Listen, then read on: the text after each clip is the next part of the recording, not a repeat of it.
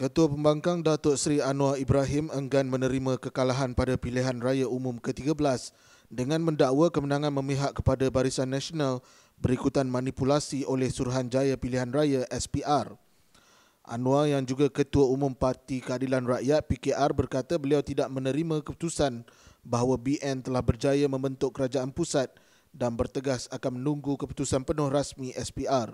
Beliau mendakwa pihaknya mempunyai bukti terhadap kecacatan proses PRU13 termasuk pengundi hantu, dakwat kekal dan warga asing yang diberikan kad pengenalan untuk mengundi.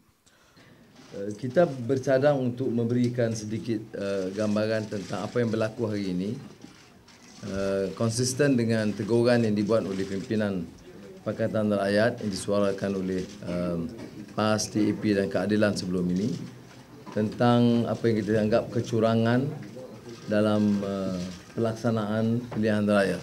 Pengerusi SPR Datuk Seri Abdul Aziz Mohamad Yusof mengumumkan bahawa setakat 12.50 pagi, BN telah berjaya memenangi dengan majoriti 112 kerusi parlimen berbanding Pakatan Rakyat 58 kerusi.